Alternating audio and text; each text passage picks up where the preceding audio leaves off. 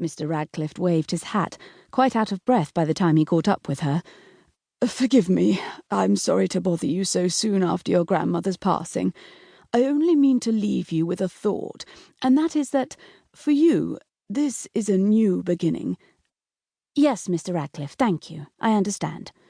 I'm sorry, I must hurry. I have much to do." And she turned, like a great black obelisk, the veil making it impossible to see her features clearly. "Allow me to walk with you, Miss Chapman. I have news that could offer you some reassurance, security, even," he said, making strenuous efforts to keep up with the young woman's stride. He explained how he had been approached by the vicar's wife with an offer of accommodation and a small salary in exchange for domestic and educational assistance with her 6 girls. Now that both Miss Chapman's grandparents were dead, the best she could do would be to rent their house to tenants and find herself a husband, quick smart. "I would ask you to thank the vicar and his wife for me formally, but I will have to decline their kind and generous offer," she said. "I'm off to London on the first train tomorrow." Well, that was quite unexpected. "Whatever for?" he said, feeling dread at what he anticipated would be the most naive of answers. What was it about London that turned the heads of silly women? What could a spinster of 27 from a small village know of London and its insatiable appetites? How many girls had floated to the city on clouds of dreams, only to fall into bad habits with bad people? The air was yellow, the stink of the river enough to make one choke, and beggars slept in heaps in the open like flea-ridden cats.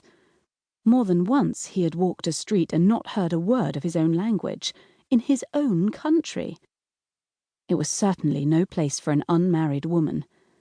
These young girls, they thought it would be all hats and dresses, that they would go to the races every day, pick flowers in the park, and be courted by a line of enamoured dukes waiting on bended knee.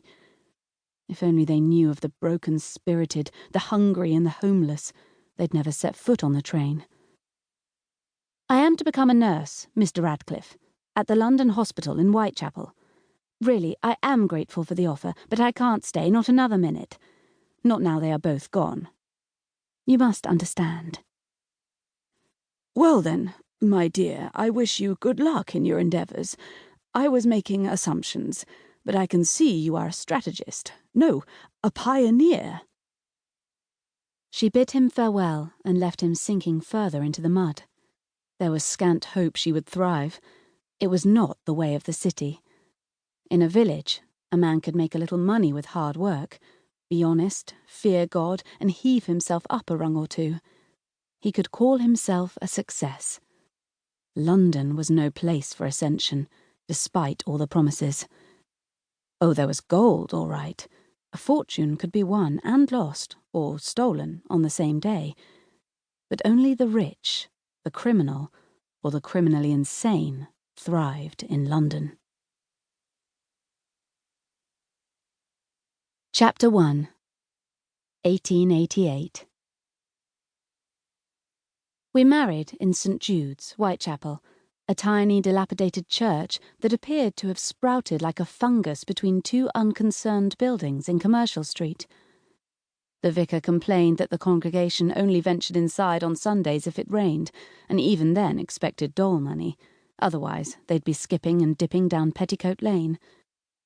I wore a blue travelling dress and a straw bonnet that Sister Park had insisted on decorating with a veil and paper orange blossoms, squinting at it by candlelight in the room we shared above the hospital. I told her to save her eyes, but she wouldn't hear of it, being the sort that finds cheer in such pointless rituals. Thomas's best man was a fellow doctor, Dr. Richard Lovett. I remembered him vaguely from the hospital, our paths not destined to cross, and only met him properly the day we were married. They seemed as close as 2 friends could be, laughing with each other, elbows into ribs and sly winks. They even resembled each other, both being dark and well-groomed, tall and slender. They could have been brothers. As soon as we were married, I told Matron Lux, and she fired me on the spot, as I knew she would. A married woman could only devote herself to one profession, that of wife. Nursing was too demanding.